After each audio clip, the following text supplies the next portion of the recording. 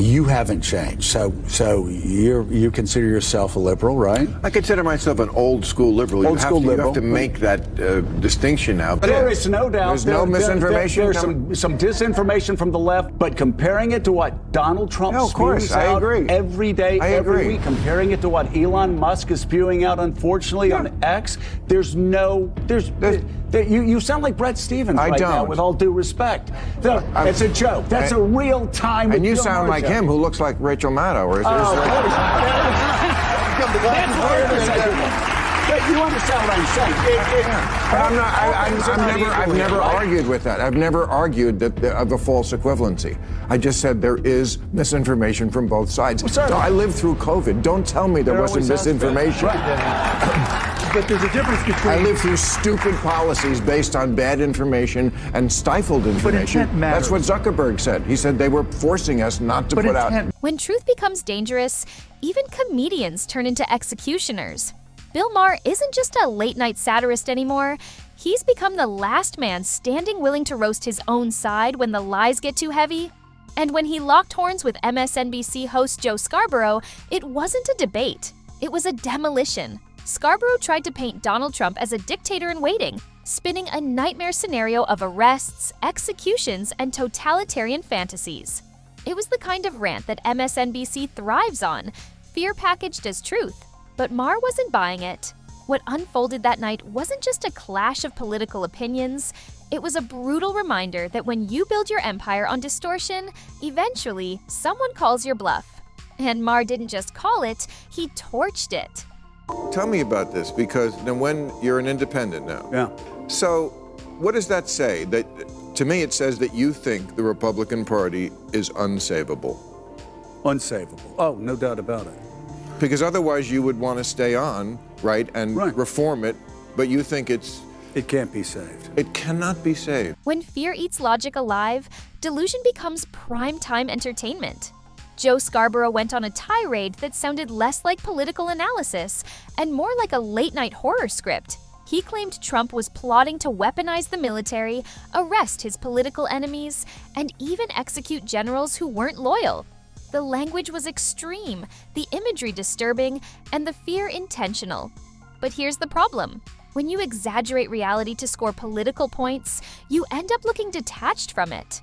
Maher, who's seen decades of presidents, scandals, and paranoia, immediately smelled the overreach. He didn't need to defend Trump personally, he just needed to defend the truth. And the truth is simple. Distortion makes you look unhinged. Trump has said shocking things, sure. He's made threats, he's vented in dangerous ways. But Scarborough's portrayal wasn't just concerned commentary, it was performance outrage. It was designed to keep MSNBC viewers glued to the screen, terrified that democracy itself was about to collapse by tomorrow morning.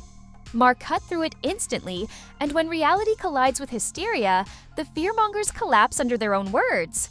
But Maher wasn't done tearing through illusions. He had bigger prey to hunt.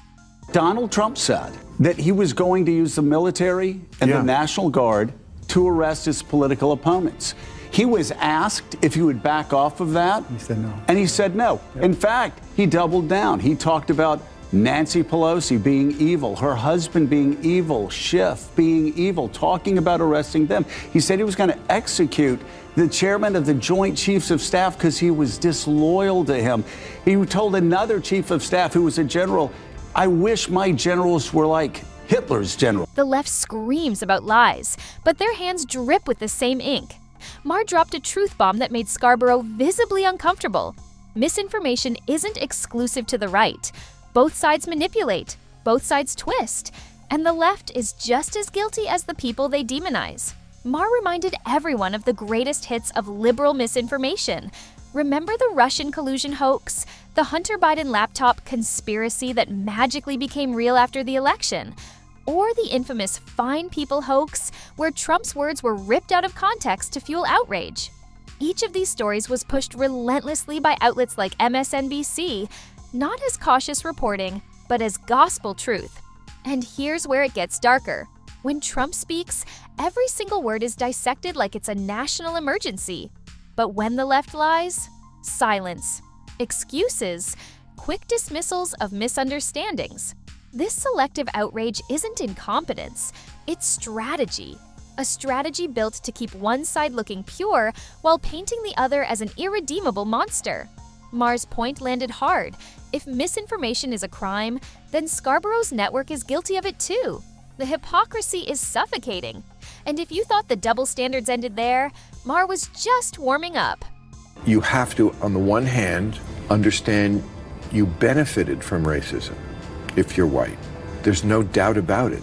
And that has to be addressed. It can't be ignored. Right. But also, I didn't personally do it. There's a middle ground there. It's very difficult. Two things can be true at one time. And they are both true Right. at one time. Right. I'm not personally responsible, but did I benefit? Yes, I'm sure I did. People our age definitely did. Right. And so, if we can all agree on things like that, we could then come up with sensible policies. Wokeness was born as a warning. Now it's a weapon.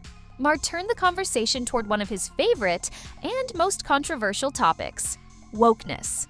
The word woke started as awareness. Awareness of injustice, awareness of inequality. But language evolves, and so does power. What once meant stay alert to injustice now means fall in line or be destroyed. Hollywood, academia, media elites. Wokeness isn't some underground radical movement. It's mainstream. It dominates culture. And it doesn't just push for equality, it punishes disagreement. Scarborough had no real defense here. He mumbled, dodged, and half agreed, because deep down he knew Maher was right. Maher wasn't mocking progress, he was warning about extremism. A movement that starts noble can curdle into dogma. And when ideology replaces common sense, you don't get justice. You get censorship. You get paranoia. You get fear of speaking truth. And Maher's warning was clear. The left is no longer being eaten by wokeness. It is wokeness. But culture wars were only one battlefield. The next was political survival itself. You haven't changed, so you consider yourself a liberal, right? I consider myself an old school liberal. You have to make that distinction now because, the word woke, which started out as a good thing, being alert to injustice, and a lot of people get triggered by the word because when they hear it, they think of it the old meaning, which was good. Right. Stay woke. But I'm sorry, language is a living, breathing entity. Words change and they migrate and they take on a different meaning. And woke now has to answer for, or for people have just used the word to ascribe a number of extreme things on the left. Some parties die quietly, others rot in the spotlight. Maher shocked viewers when he declared the Republican Party unsavable. To him, the GOP wasn't just flawed, it was gone. Consumed by Trump's dominance. And yet, here's the twist. While the GOP looked broken to elites, it was pulsing with energy at the ground level. MAGA wasn't a fading protest. It was a full-blown movement, powered by millions who felt abandoned by establishment politicians and media. This is what the Scarboroughs of the world never understand. Elites think MAGA is a cult. But to working-class Americans, it's rebellion. It's a middle finger to a system that mocks them, ignores them, and exploits them. Maher's words cut both ways. He buried the GOP establishment, but he also exposed the Democrats' addiction to their own poison. Because while Republicans may be broken, Democrats are trapped in a cycle of their own making. And that cycle feeds on something even darker than partisanship. Kamala's big, challenge here to win over the undecided voters is to convince them that she's not part of what they suspect she might be, sort of a stealth version of the worst excesses of the left. I said there's a coalition of Trump voters, people who really like him, they certainly are those, and then there's people who don't necessarily like him that much, but they still think he's less crazy than stuff that strikes them as aggressively anti-common sense. Right. That takes place on the left. Right. So that's why they keep running that ad about sex changes in prison. Could you... And every football game. Could you get... Every football game. Could you get more... What's scarier than racism? The profit made by pretending it never fades. Maher pointed out something no one on Scarborough's network wants to say. America has made real progress. Not perfect progress. Not a utopia. But undeniable steps forward in race, equality, and opportunity.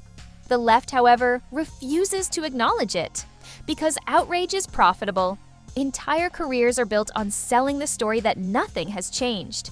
Media personalities, activists, and political operators know that anger gets views. Outrage gets donations. Victimhood keeps the machine alive.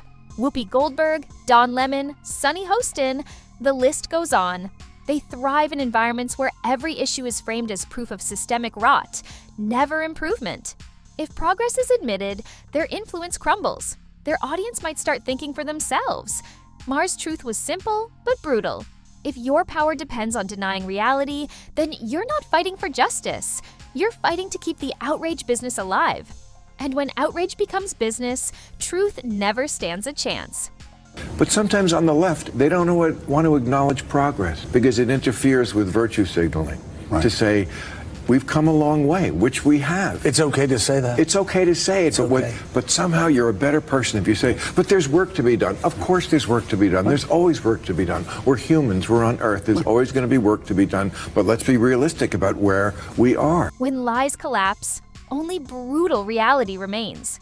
Maher's closing wasn't about choosing sides. It wasn't Trump good, Democrats bad. It was about refusing to drown in extremes. He argued for balance, for policies based on results, not on narratives, not on fear, not on hysteria. But here's the chilling takeaway. America isn't listening.